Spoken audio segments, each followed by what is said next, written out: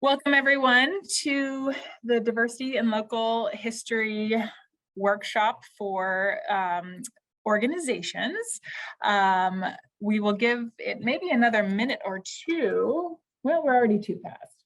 We have a good critical mass here as well. So as we go along with the workshop, feel free to put questions and things in the chat. My colleague Allison will be managing the chat and responding as she's able, and then we will have some time for questions at the end as well. So with that, we'll go ahead and get started by introducing ourselves. So I am Jay Mortensen. I am the relatively new Director of Heritage Outreach at the Washington State Historical Society, working with Allison Campbell. Allison, do you want to just say hello real quick? Hi, everyone. Many of you I know. It's lovely to see you here this morning. Allison Campbell, Heritage Outreach Manager here at the Society. Yes. And Allison, feel free to interrupt me if my video gets choppy. I can turn off my video stream while I'm sharing screen. Sometimes that gives me trouble. So the other introduction I want to make, I'm super excited about, is Andre Jimenez. And this is actually Andre's very first day on the job. We just hired Andre to run this program, and we're super excited to have him on board. And in addition to just managing the grant, we really want Andre to be a resource for organizations across the state in planning, in project proposals. And so feel free to reach out to him to kind of have those bigger conversations even before you're looking at the grant application itself. We want him to be a resource for everybody. So Andre, please introduce yourself. Hey everyone, like Jay said, Andre Jimenez, the new DEI specialist, and I'm really excited to learn and unlearn with you as we grow together. Great. Yes, like I said, this is his first day. So we put together these grant guidelines, and Andre's had an introduction to that, but a lot of this will be new information as well. So moving right along. First, I do want to say that all of the information that we're covering today is available. Is covered in the grant program guidelines document, which you see on the left here. So you can find that on the website, which you see on the right here, and then the link is up at the top. So if there's any questions that you have, obviously feel free to reach out to us, but there's a lot of great information in the guidelines, but it is a new program. So if there are questions or information we did not anticipate, it may not be in there. So we certainly appreciate your patience as we launch this brand new idea, and that we're very, very excited about. But just wanted to put that link up there. And then we'll also make these slides available to everyone afterwards, so you don't have to necessarily take all copious notes. We'll distribute these slides and also put the slides on the website here at that link. So as a quick overview to the grant program, the grant is designed to provide funding to put for paid internships for emerging museum professionals to join historical societies across the state and assisting with DEI initiatives or DEI projects. So the funding is very specific, that is what it goes toward, is paid internships. But the types of projects that a potential intern could work on is pretty wide, as long as it has to do with increasing diversity, equity, and inclusion, and inclusive history practices, which is the next bullet point, is that the point of the program is to promote sustainability of organizations in inclusive history practices, and in making sure organizations are staying relevant to their communities as they change, and of course including all areas of history, and not just some. So the third point we want to make today is that grants are open to all heritage organizations regardless of an existing track record. We did a little bit of, we had some conversations a few months ago with a few different organizations, and what we learned is that a lot of people, there's a wide spectrum of where people are at in approaching DEI work, and we this program is designed to be flexible enough to meet anyone where they're at. If you are, your staff and board is bought in, you have many projects that you're thinking about doing to incorporate DEI principles, that's great. Or if you're really just being introduced to these principles for the first time and you need some assistance and you need some help in kind of generating ideas of what steps are realistic for your organization, we are here to help you, and we want this grant program to be accessible to you no matter where you are in that process. So we'll do a quick overview of the grant program timeline. The grant application opened last week, 2 weeks ago, 3 weeks ago. I've lost track of time. On August 26th. Today is the workshop, and the application will be due on October 5th, and it is an online application, which we'll talk about in a minute.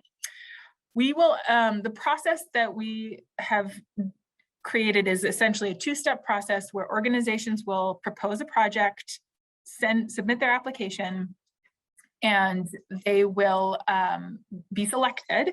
And then those projects will be put on the intern application form as basically a quick project summary location. And then the interns will be able to kind of select which projects they're most interested in or rank them so that hopefully we can get good matches between the project needs and the interests of the interns themselves.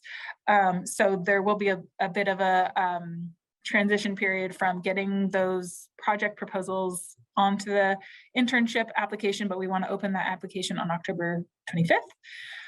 We'll have a workshop for the interns to speak with folks who are interested, and then their application will be due November 29th. And then it will be sort of a matchmaking exercise of putting together interns with different skills and interests with the projects that were selected. And keeping in mind that for your proposals, that the work should be planned between January and June of next year. That's kind of the time frame that you should have in your proposal, or sometime in there. Because this program is brand new, it took a few months to get things rolling. We're hopeful that in future cycles, there will be a little bit more time for people, and that the intern work could potentially start in the fall, even if that works for folks. But in our conversations with university partners, it really was very clear that most students do internships during their schooling. So it's during the fall, winter, or spring quarter or semester, or however the school is organized. So that's why we have tried to orient the timeline to match that. And we have a little bit of flexibility this year if things go past June, but we do want to kind of keep things on track so that we can launch the program again next year for a new group of students. So June 30th of next year is when we should strive to have all those projects completed, and we'll have some final reports to be submitted by both the organization and the intern about kind of how things went. So starting with who is eligible for this program.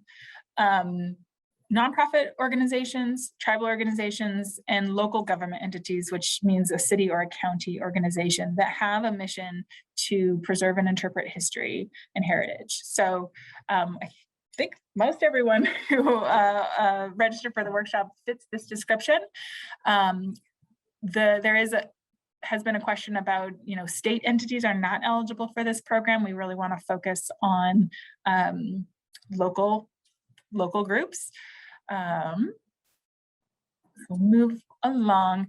So there are three big responsibilities that I want to cover for organizational applicants. And one is that as part of your application, you need to provide a project manager who can not only make decisions about the project that you're proposing, but also give guidance to the intern and provide, as you can see on the third bullet there, a positive educational experience for them.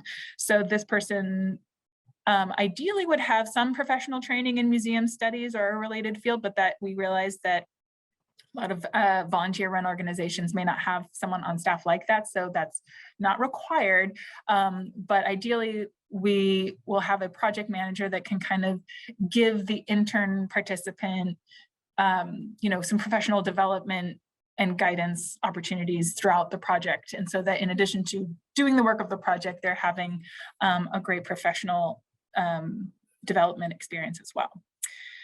So this person, in addition to being able to make decisions about the project, we expect them to be regularly checking in with the student and, again, making sure that the experience is a positive one, which may be tricky in the world of virtual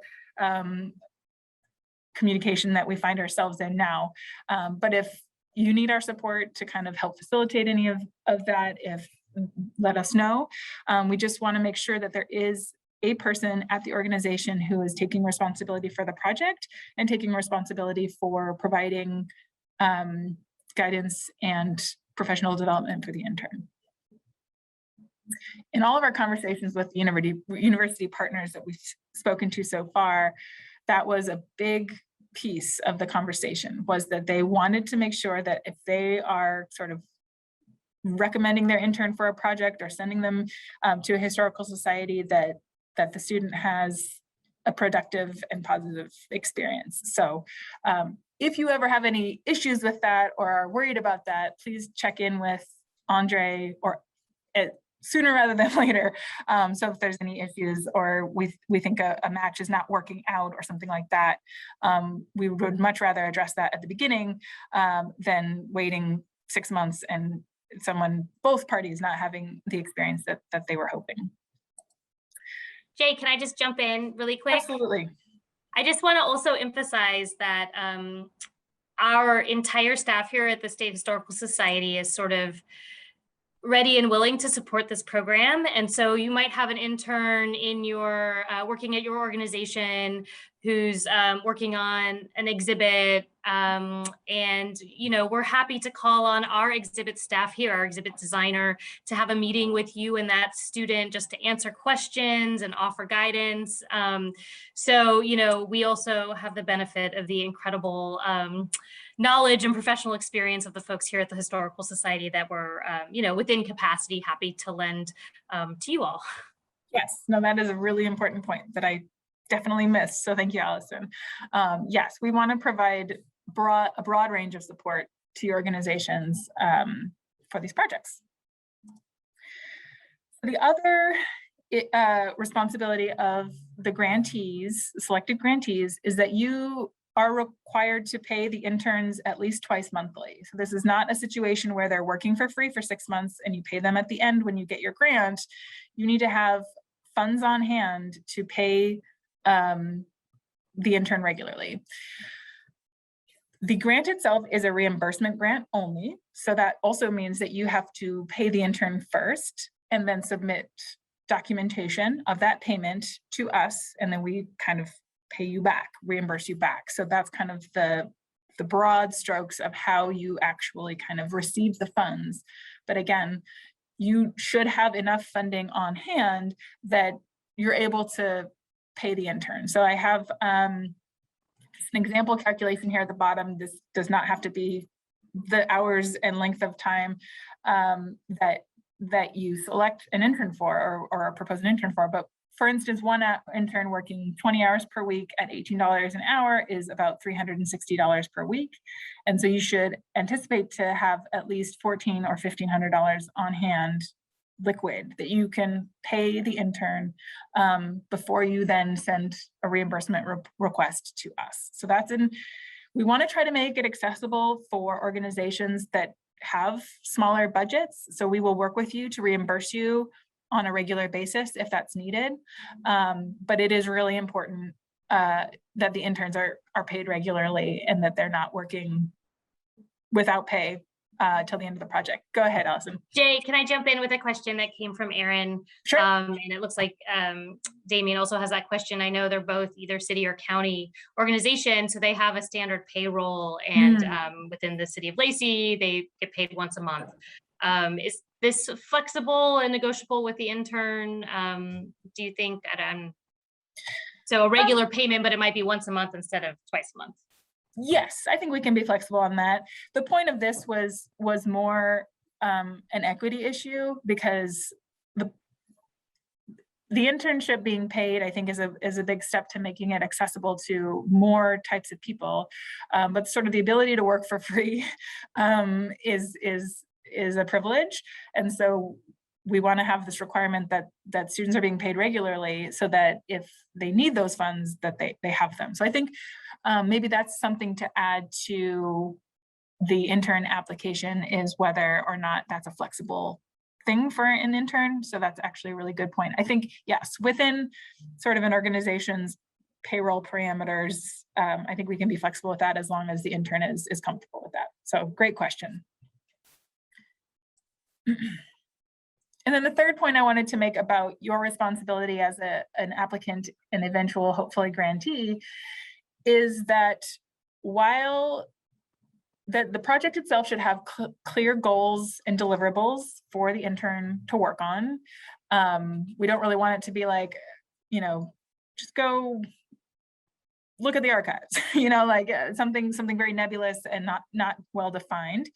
That it should also be meaningful. So this is not a chance for you to get someone for free parked at your front desk. That is not the type of experience that we're looking to provide for these emerging museum professionals. So it should be sort of a meaningful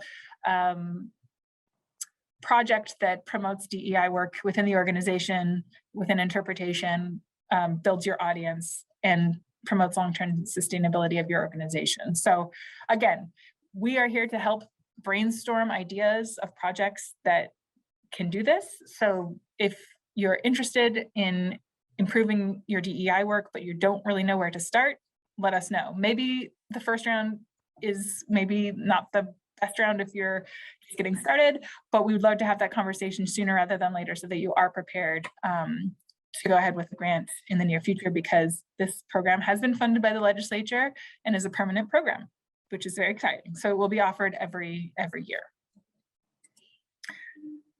So what kinds of projects? Speaking of projects, there is a list of potential projects that we posted on the website. Again, these are sort of brainstorming ideas, but we are open to other creative, great ideas from organizations, from our new DEI specialist, Andre. So don't necessarily think that the list on the internet is comprehensive. It's just a quick, well, not so quick. It was a pretty thorough brainstorm, but it was just a brainstorm from our internal folks, and we are open and excited about other possibilities. So things that we talked about were doing an organizational DEI assessment and creating DEI policies around best and equitable practices within sort of the operations of an organization, researching an organization's history to better understand its relationship to marginalized groups and plan for inclusivity in the future, adapting exhibits to be more accessible, completing a collections audit to see what stories and histories are missing, assistance consulting with tribal nations and learning about how to better interpret shared history, increasing efforts toward researching or actually collecting histories from groups in your community, or perhaps creating an exhibit around some new collection work you've already been doing.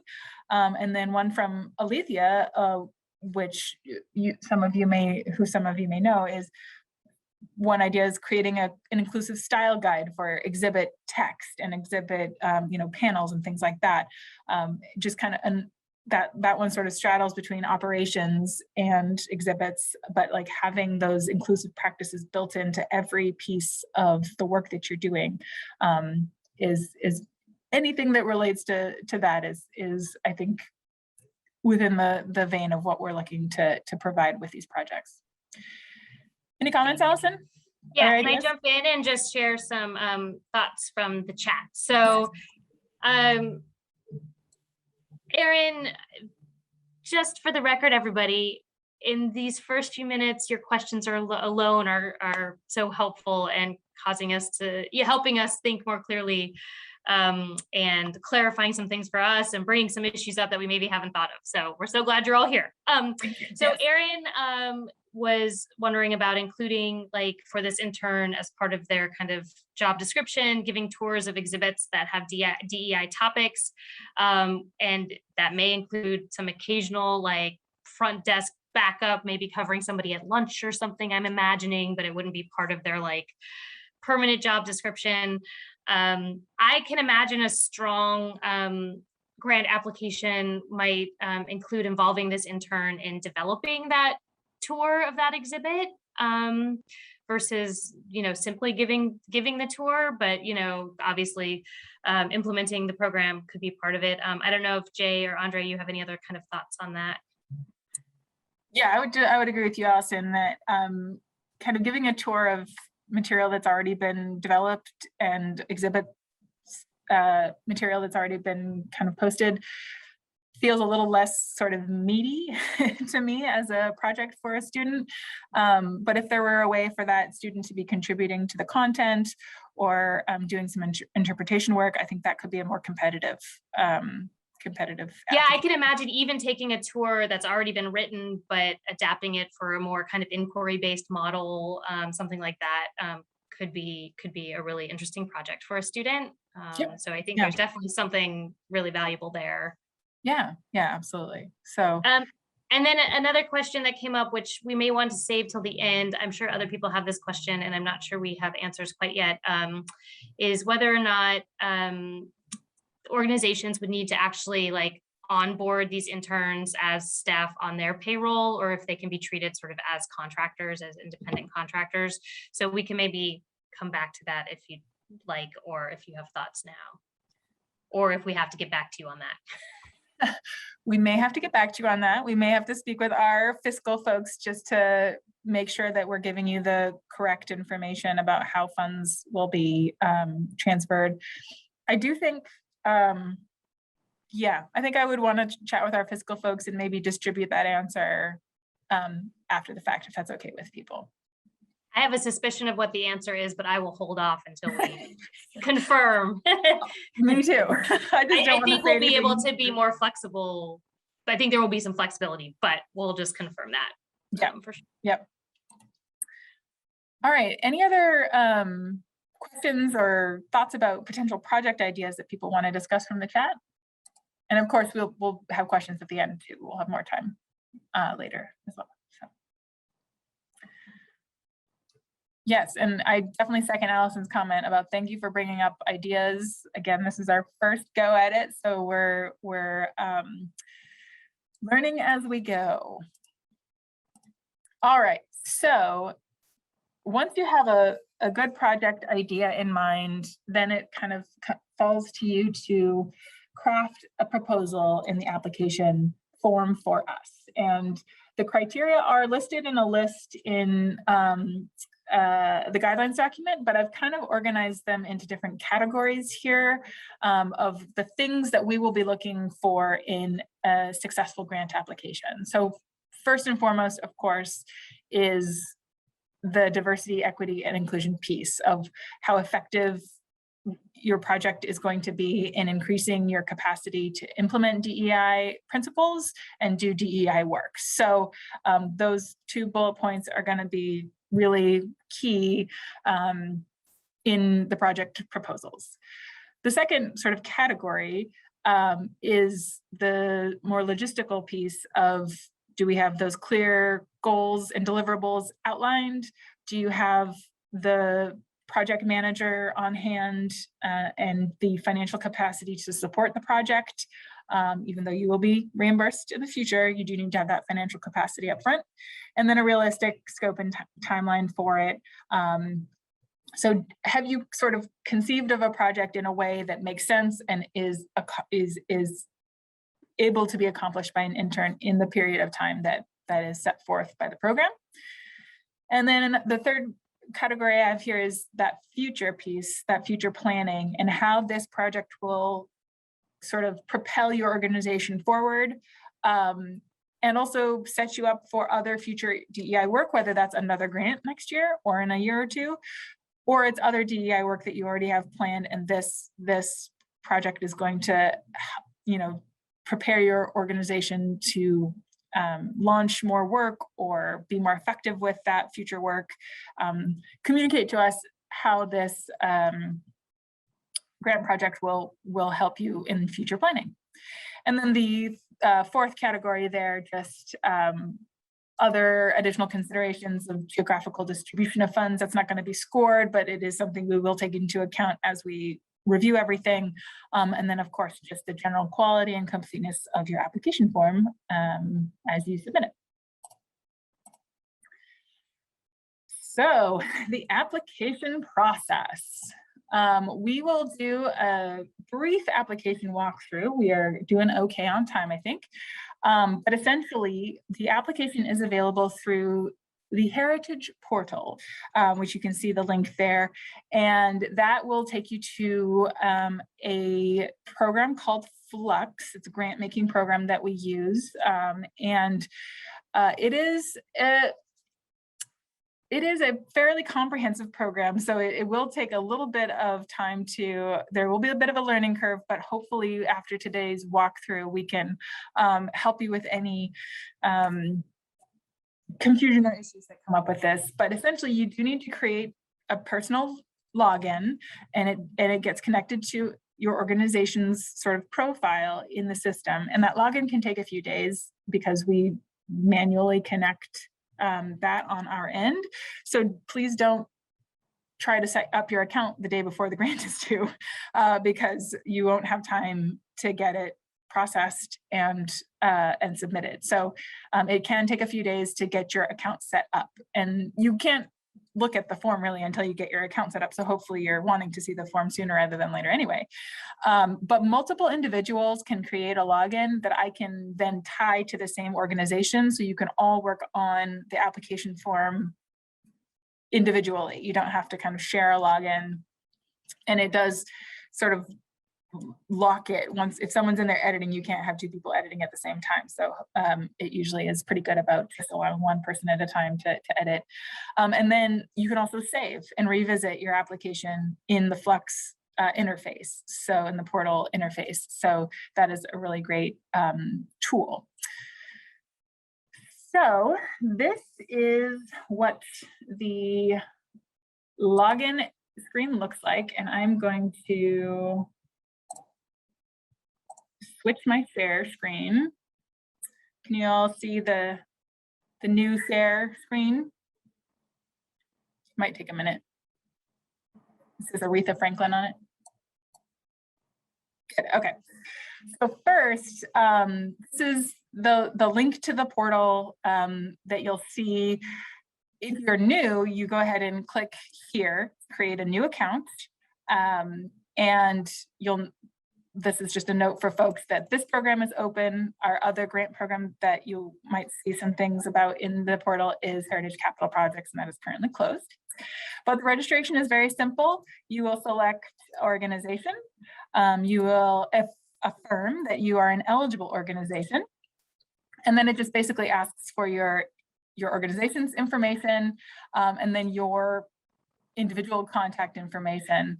And then this is organization address and additional organization information there. So if multiple people are filling this out for the same organization, I'm able to connect those again on the back end. And so you're all connected to the same profile where that grant application can live. So once you fill this out, I get notified, I can review the information, make sure it's all looks good, and then connect you, and you will receive, after I link you, you will receive an email at the email address you provided to create a login. And then once you have your login, you can sign in. And this is what your dashboard will look like. So here we have the sort of grants landing page. And then on the left, we have the navigation tools. So this is Aretha Franklin's test account, and her organization is named Respect. And so if you click on here, you can see that here is her individual login and profile and her email. And then here's the organization profile, which is kind of a separate little record that multiple people can be connected to. And you can see the information listed. Well, some of it needs some more filling in for this test account, but you can see that it is a different sort of record. You've got the person record and the organization record. You will not be concerned about properties because that has to do with the capital program. We're not necessarily going to be using that for this grant. You'll be concerned about this requests section here. So we've got drafts. So once you open an application, you will click on here and it will show up in this column. After you've finalized everything and submitted it, it will be here. You'll be able to see it, but not edit it anymore. And then if you are awarded a grant, it will move to here, to the active grants section. And if your application is declined, it will move to this one here, and you'll be able to still see it and see what you put, but it will live in there. So, and then we will talk about reporting in the future. We'll do, for grantees that are awarded, we'll do a kind of walkthrough of the reports that we're expecting from our grantees. So for now, in order to open a new grant request, we'll go to this back to this landing page. Oh, and there's some instructions here of kind of describes each category on the left-hand side here. But this landing page is what we want, and we're going to click apply for this grant, and then it will pull up the form for us and create a draft. So this is the form, and the way that we've organized it is that you're not requesting amount of dollars, you're requesting an amount of hours, because I really wanted people to think about the project that they have planned and what the duration will be, what the logistics are, and really focus in on the hours needed rather than the amount of dollars needed. There is sort of a limitation to the dollar amount. The maximum is 15,000, which I want to say is like 800 hours. So that's quite a bit. But you'll put in your number of hours here and it will automatically calculate your dollar amount request. So you can request 1 or 2 interns, possibly. I think we would be available or interested in accepting more if you have a really big project and it would be really effective to have multiple people working on it. Talk to us about it. We're willing to entertain projects with multiple interns. For the sake of the grant sort of system and how it operates, we do ask you to have a project title. So it can be, Latino oral history project or something, like that just kind of helps us identify it in our system. And then a brief summary is also a required field in the system of just, you'll have much more room later to describe the project in detail. Here it's just, we want to do an oral history project with these and these communities, and we plan to create an exhibit out of it. Something very simple and straightforward. So then for the grant application form, we do want you to identify some things about your organization that are not on the other sort of basic organization profile form. We want you to identify that primary contact that we talked about earlier. We'll need to know who is the authorized signatory because we will be creating contracts with you as the organization.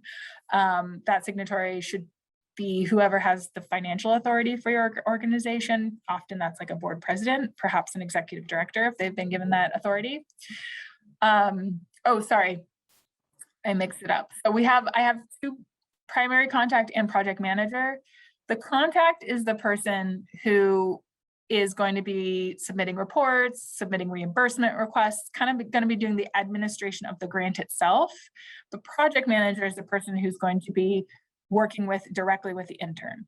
This could definitely be the same person, but if it is different, we need to know who's working with the intern and then who's interfacing with us on the admin side of things. I'm sorry, I mixed that up at the beginning. Right now, Aretha Franklin is the only person associated with his organization. But once we connect multiple folks to an organization in the portal, this list will show everyone associated with the organization, so you can select folks. If you need to add somebody, you can. This will essentially create a little organization profile for them in here. So you can add a name, even if they don't need to log in to Flux for any reason. We'd still like to have their name and contact information in the system so that we know who they are and what their responsibilities are. So then in this section, some information about the person managing the project, what their background is, information about, and then information about other staff, so we can get sort of a good picture of your organization and what's going on. You'll notice here, we do request, if you have more than 10 staff, please also include a org chart. I think that won't apply to a lot of folks, but it could apply to some. So if you are a larger museum organization and you have a lot of staff, we'd like to get a full picture of who's there and what your organization looks like. And then annual operating budget here at the bottom. And then DEI background. So as I said earlier, nothing in this section will make you more or less competitive. It's simply just to get a snapshot of where you're at so that we can better serve you and assist the project. It's not, if you've done more, you have a better chance of getting a grant, or done less, you get a better chance. That's not what this section is for. It's just so we get a sense of where you're at and what your needs might be. And also so the intern has an idea as well about kind of what level of work they'll be working with. So if you have a DEI statement, have you engaged in any training? Planning, and then has your staff or volunteers engaged in any training, and then we just have sort of an open, anything else you'd like to tell us about DEI work that you've done. So if you mark yes to these, it'll ask you to describe that work. And then we're on to the longer project description. I'm just going to check time real quick. All right. So for the project, think about those criteria that we discussed earlier. We try to create questions that will hopefully prompt you to provide that information for those criteria. So in addition to sort of the logistics of the project here, we've got describe the project and the outcomes and deliverables, goals and deliverables here, and timeline. We've got how many hours per week are you planning, and what time frame and dates for the interns, and how flexible you are on that. So the purpose of these 3 questions here is for that matchmaking process in the future, where if you're expecting, no, we need somebody 40 hours a week right away for 4 weeks because we got to get this done, that might not work with someone who's not really available until March or April and only wants to work 10 hours a week and only has 10 hours in their schedule. So asking about the logistics of what you're hoping for and how flexible you are in the intern application, we're asking pretty much exactly the same questions. How many hours per week can you work? How flexible are you on that? And what dates can you work? And so hopefully, in addition to the interest of the project itself, we get some matchup, or at least can kind of compromise on the amount of time and the length of time. I guess I should say amount of hours per week and the length of time. And then here for the project impacts is a little bit more of those higher level DEI impacts and future planning criteria will come in. So talking about how this project will help improve the operations of your organization and bringing DEI concepts into it, how it will broaden your audience or contribute to audience diversity, long-term sustainability, and then any other projects or plans you have into the future. Again, this is not necessarily a make or break question for the application. It's just how can we help you position yourself to continue this work so that this grant is not a one-off for you, that it really is contributing to overall growth and sustainability. And then we have a variety of attachments that we would like you to include. So you hit this plus button, you can either drag and drop or add files here. Include those once you've uploaded something, this little box will go away and the file will show up down here in the uploaded documents section. So you'll know which ones you've added. And then that's the conclusion of the form. So that was a bit of a whirlwind overview, but so I do want to mention though that at the bottom, there's the save and close and save and continue buttons here. If you hit save and continue, it will save the information, but will still,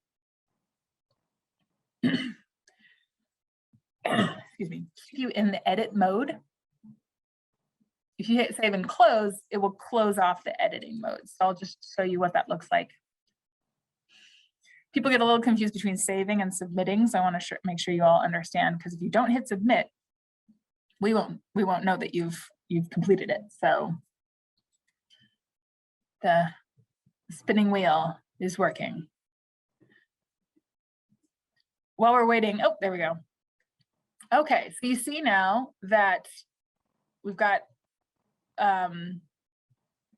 it's showing up here in our draft applications, and you can see now that I can't edit it anymore. The fields are not editable, but it does show kind of the information and will show what you input. Excuse me. So if you log on and you can see the information, but you can't edit it, you go up into the far right corner here, hit the edit button, and it'll bring your fields back. So again, save and continue means that it'll save the information and you'll have the fields open so you can keep editing. Save and close takes the fields away and takes the editing feature away. So again, that's so multiple people can sort of log in and make changes, but hopefully they're not doing it at the same time, because only one person can have the editing function working.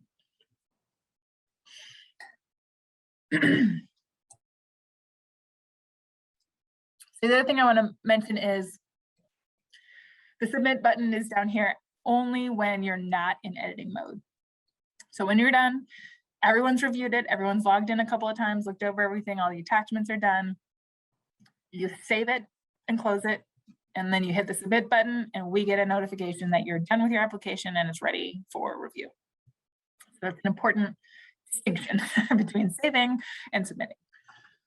Any questions about the form in the chat or the process? I just wanted to mention that Damien raised a really great point and just kind of asking for sort of a guide. It's hard to know how many hours some of these projects you all might be thinking of would take, right? It may be a totally new kind of project. Maybe you've never done an oral history before or something like that. So we'll talk, Andre, Jay, and I will talk internally. I have some thoughts on how we can, of course, we can't provide any hard and fast guidance, like an exhibit will take exactly this many hours, but we do have lots of friends who we can talk to who can probably help guide us in some parameters that might be useful. So thanks for that suggestion.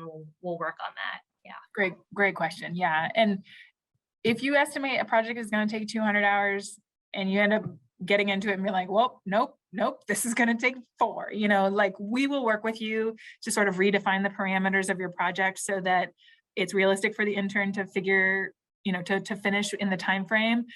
And then of course you'll be welcome to reapply for additional funding to finish kind of that second half. So the point of the hours, as I said earlier, is not so much that you have to have it completely accurate. It was more just that I want to make sure that you're thinking of it in terms of the project rather than the dollars, because the focus of the grant is the intern project itself. All right, I am going to go back to our slides. Hopefully it's showing our slide. Good, good. Okay. Questions. There we are. All right, I ended perfectly on time with 15 minutes left. I'm so pleased.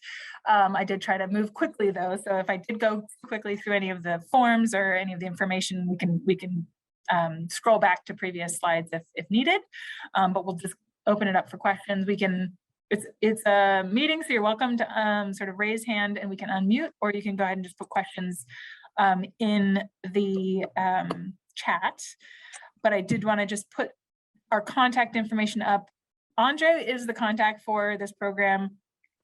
May take him a few days to get up to speed, but he will be the main point of contact for any questions you have. But of course, he will be working closely with Allison and I and other staff in the museum. As Allison was saying, we have exhibits people, we have audience engagement folks and education folks that we can not only consult on things like how long do you think a project like this would take, but maybe working with Andre to help you develop your proposal and kind of fleshing out things and sanding off the rough edges and making sure it's a really strong application, strong proposal. So Andre is the contact for the grant, but if you have issues with the portal or the form or anything like that, go ahead and contact me, because I'm sort of the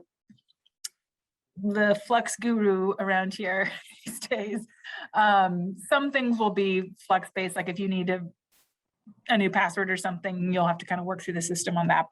But Andre's time will be focused mainly on the grant itself and DEI work. So if there's a technical issue, contact me. Grant issue, contact Andre. So we have a few questions popping up in the chat. Yeah. So Kenny asked a great question about where we'll be kind of recruiting interns from. And, we've already had conversations in some of the more obvious places, museum studies programs at UW Seattle and at Central, and we've talked to our public history friends at Eastern. But a big part of Andre's work here in the beginning will be to really research other programs and departments across the state that may have students interested in this program. It's important that you all know that we are really hoping to include all kinds of students, from community college students, folks majoring in things that maybe are within the humanities, but not so obviously connected. And then we're also interested in supporting the museum field by opening this opportunity up to recent graduates who are within 2 years of finishing a graduate degree in museum studies and maybe looking to get some work experience. So if you have suggestions, ideas, and thoughts on where we might find some exceptional interns, we are eager, definitely want to know. If you even have a wonderful former intern that you've worked with before who may still qualify and you're interested in having them apply for the program, that's all really great information to know. So did I miss anything on that front, Jay? Nope. The answer to your question, Kenny, is everywhere and everywhere as widely as possible. So we you can see in the guidelines document, there's like a section about the internship. We are open to folks just starting a community college with some relation to history of the humanities, and graduate students who've finished their dissertation, et cetera, and are looking for some practical experience. We want to make it as wide ranging as possible and get as wide a pool as possible. And then from there, work on the matching students with projects. So the other piece is that we are probably going to be somewhat limited by geography. The funding for the program provides the hourly rate, but does not provide any support for lodging or travel. So depending on the intern's location, flexibility with travel, and other financial resources or personal resources, that could also limit kind of that matching process.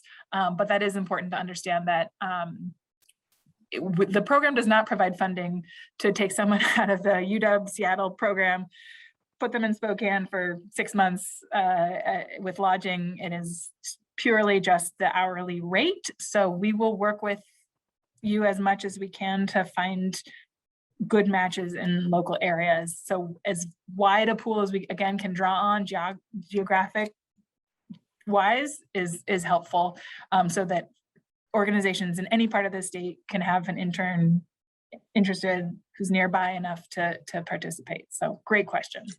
Yes, another excellent question from Jacqueline, which I'm sure we will have to get back to you on. Their organization is interested in onboarding this person potentially at 20 hours a week, for example, which would be the point at which benefits kick in, medical and dental benefits. So the question was whether that can be built into the request for reimbursement. Yeah, I'm not sure. We will, unless Jay has some thoughts on that.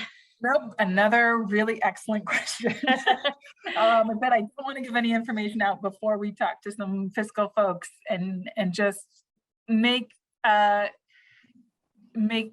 clear guidance on that. So it also might depend on kind of the legislation that provided these funds, because the funding was provided for a very specific purpose, and I'm not sure if this qualifies. So we will get back to you on that. I am taking notes about all of the questions.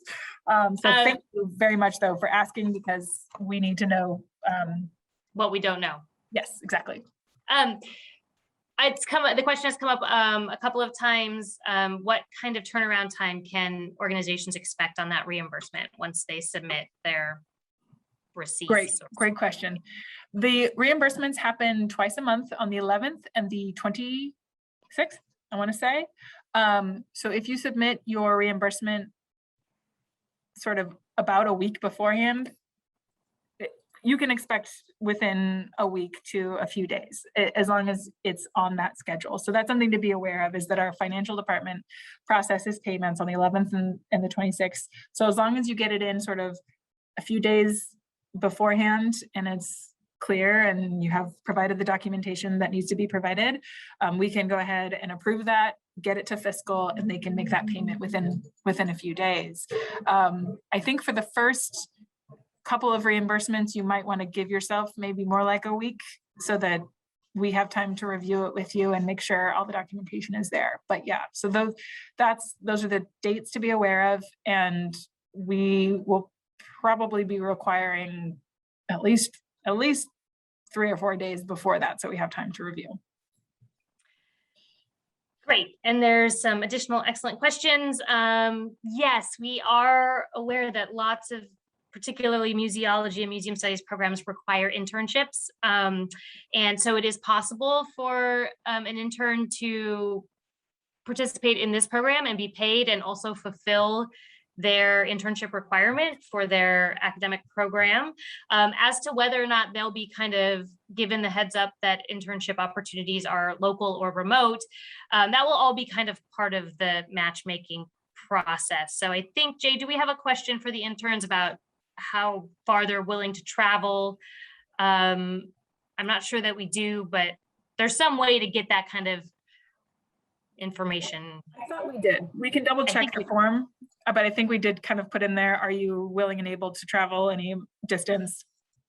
But I did not put anything in about remote, so that might be a nice thing to add to both forms, actually. I think that would be relevant for the organization form to add kind of, could any portion of this project be done remotely? That might be an important thing to be asking.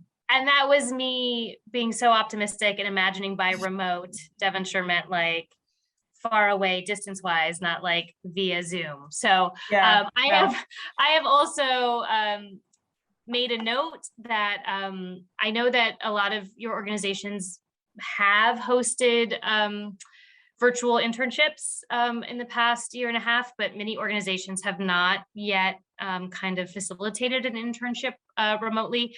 And so I think there's definitely some training that we can provide for organizations to support you all if you do end up needing to host an intern remotely. And I bet Andre already has some good resources or folks, friends with experience in that area. Kenny has connections at Wenatchee Valley College. Kenny, Andre will be in touch. That sounds great. We definitely want to know those folks. So yeah, Emily asks a great question, and I know we do cover this in the intern application and guidelines. I understand the sponsoring organization is from Washington State. Can the intern be from out of Washington? So yes, the intern needs to either be enrolled at a Washington institution of higher learning. So if they're from out of state, if their permanent address is from out of state, that's fine, as long as they're attending an institution in Washington state. If it is someone who has graduated, they do need to be in the state. So. And that's because it's state tax dollars funding Dollars, the yes, program. correct. Yeah. So. Yes, and Damien, we'd love your contacts at CBC and WSU Tri-Cities. Yes, yes. Please connect us to those folks as well. That sounds great. And before we wrap up with these last 2 minutes, are there any other questions folks have? I will say that we did sort of take on ourselves the outreach to interns because we don't feel like it would be efficient for each organization to do their own recruitment for their own project.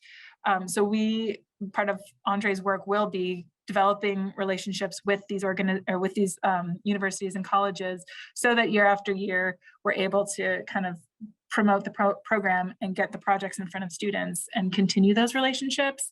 But if you, like Allison said, have people in your community who you know would be interested, they're more than welcome to apply, even if they don't necessarily have a guidance counselor or somebody directly at their school talking to them about it. So we, again, want to make it as open as possible.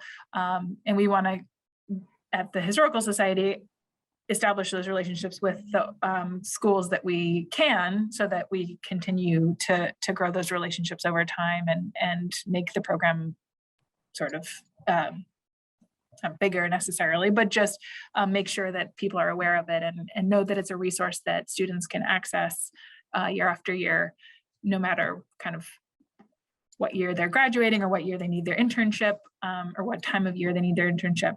That they'll know it's a resource available that they can apply for. So, not seeing any other questions in the chat. I also don't think I see any raised hands. Nope. Okay.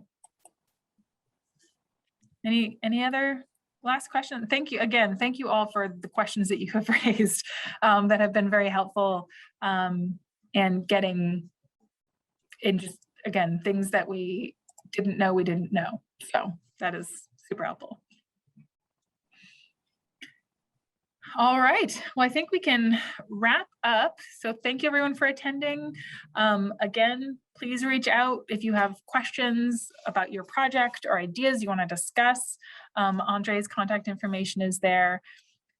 And Allison will be trying to help Andre connect with all of the many organizations she's developed relationships with over the last couple of years. You can say friendships. They're friendships. That's what you were going to say. It is what I was going to say, but it sounded, yeah, anyway, friendships, relationships. So anyway, we certainly will be functioning as a team over here, but definitely feel free to reach out to Andre as the first point of contact on the grants. So thank you, everyone. We'll go ahead and conclude, but this recording will be available for anyone who needs it. And we will be in touch with all the follow-ups to the questions, the wonderful questions that you asked, especially about the funding, the funding and fiscal questions. So thank you all. And Emily, we will send out the PowerPoint to everybody who registered today. So yeah. I'll make sure to get that to you. And we'll put it on the website as well, just so you have a spot if you lose the email for any reason. So, all right. Thanks, everybody.